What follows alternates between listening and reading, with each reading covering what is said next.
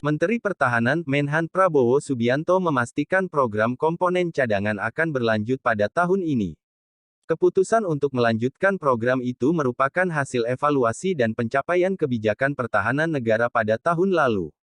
Kebijakan pertahanan negara tahun 2022 merupakan hasil evaluasi dan tindak lanjut dari upaya pencapaian sasaran kebijakan yang telah ditetapkan dalam Kebijakan Negara tahun 2021, kata Prabowo saat membuka Rapim Kemhan. Sasaran kebijakan yang masih berlangsung akan dilanjutkan, di antaranya kebijakan pembentukan komponen cadangan dan penataan komponen pendukung, imbuhnya. Keputusan melanjutkan program komponen cadangan itu didasarkan Prabowo atas kebijakan penyelenggaraan pertahanan negara yang menjadi acuan bagi Kemhan dan TNI untuk menyelenggarakan pertahanan negara. Penyelenggaraan pertahanan negara yang berpedoman kepada sistem pertahanan dan keamanan rakyat semesta, mendorong pelibatan seluruh warga negara, wilayah, dan sumber daya nasional lainnya. Untuk memastikan program berjalan, hal itu harus dipersiapkan sedini mungkin, salah satunya melalui program komponen cadangan. Sishankam-Rata harus dipersiapkan secara dini dan diselenggarakan secara total, terpadu, dan terarah dan berlanjut untuk menegakkan kedaulatan negara, keutuhan wilayah, dan keselamatan segenap bangsa dari ancaman yang mungkin akan kita hadapi, ucap Prabowo. Pembentukan Komkat ini diketahui berdasarkan pada Undang-Undang Nomor 23 Tahun 2019 tentang Pengelolaan Sumber Daya Nasional (PSDN) dan Peraturan Pemerintah (PP) Nomor 3 Tahun 2021.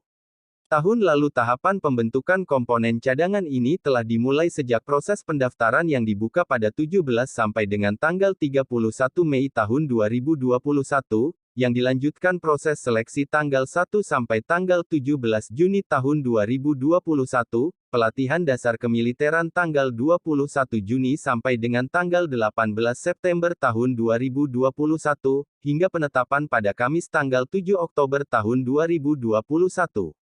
Dari seleksi panjang di sejumlah wilayah itu total komponen cadangan yang lolos seleksi ada 103 orang yang terdiri atas Rindam Jaya 500 orang, Rindam 3 Siliwangi 500 orang, Rindam 4 Diponegoro 500 orang, Rindam 5 Brawijaya 500 orang, Rindam 12 Tanjungpura 499 orang, Universitas Pertahanan 604 orang. Mereka kemudian dilantik langsung oleh Presiden Jokowi. Dalam sambutannya, Jokowi melarang Komkat digunakan untuk kepentingan selain pertahanan. Ia menegaskan bahwa Komkat dibentuk untuk kepentingan pertahanan dan keamanan negara. Komkat bakal dikerahkan dalam keadaan perang atau darurat militer.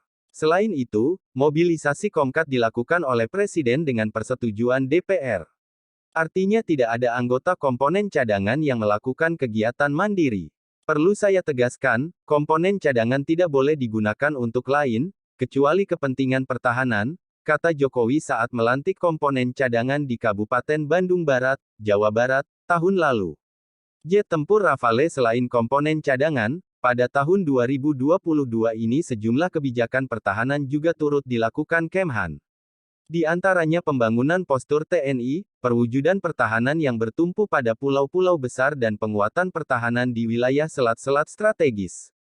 Kendati demikian, Prabowo mengatakan sejumlah kebijakan itu masih dapat berubah seiring perkembangan serta munculnya ancaman bagi negara.